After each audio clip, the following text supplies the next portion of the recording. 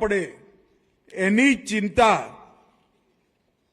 પણ નરેન્દ્રભાઈએ કરી અને આજે department of science and technology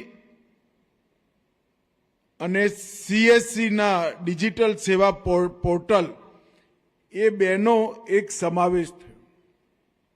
લગભગ કુલ મિલાકર રાજ્યની અને કેન્દ્રની DST અને CSC સાથેની 300 જેટલી સેવાઓ હવે તમારા ઘરની નજીક જ તમને CSC સેન્ટર પરથી મળી જાય એ પ્રકારની વ્યવસ્થા આજથી શરૂ થાય।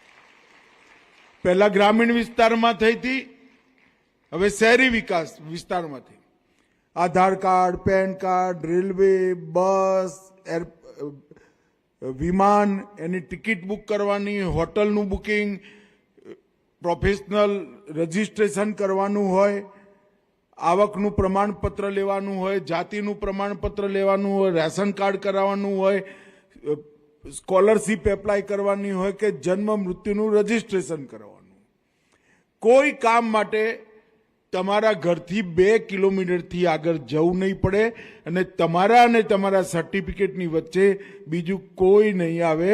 હવે કટકીએ ગઈ અને વચેટિયાએ જતા રહ્યા એવા પ્રકારની રાજની શરૂઆત। ગુજરાતની અંદર આ શરૂઆત ક્યારની થઈ હતી, પણ આજે આ બે સંસ્થાઓ વચ્ચે MOU થવાથી એક જ જગ્યાએ આ બંને સરકારોની સેવાઓ ઉપલબ્ધ થઈ જશે અને એનાથી નરેન્દ્રભાઈના ડિજિટલ ઇન્ડિયા મિશનને એક પ્રકારથી ખૂબ ગતિ મળવાની છે અને દેશમાં ડિજિટલ સર્વિસીસ ગ્રાસરૂટ લેવલ પર લઈ જવાનું કામ આજે થવાનું છે। ધન્યવાદ। હવે આગળ વધીએ છીએ। આ MOU નાગરિકોની આવશ્યક સેવાઓને તેમની નજીક લાવશે। ડિજિટલ ગવર્નન્સ દ્વારા સમય અને શ્રમની બચત સાથે કાર્યક્ષમતા વધશે।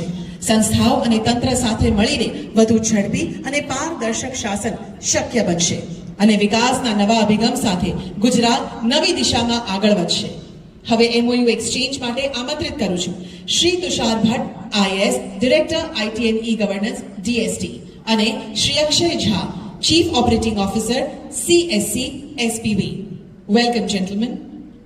વિજ્ઞાન અને પ્રૌદ્યોગિકી વિભાગ, ગુજરાત સરકાર અને common service centre SPV MeitY Bharat સરકાર વચ્ચે આ સમજૂતી કરાર થઈ રહ્યો છે, ત્યારે આવો ખૂબ તાળીઓ સાથે આપણે આ ક્ષણને વધાવીએ જ્યારે આ એક્સચેન્જ થઈ રહ્યું છે।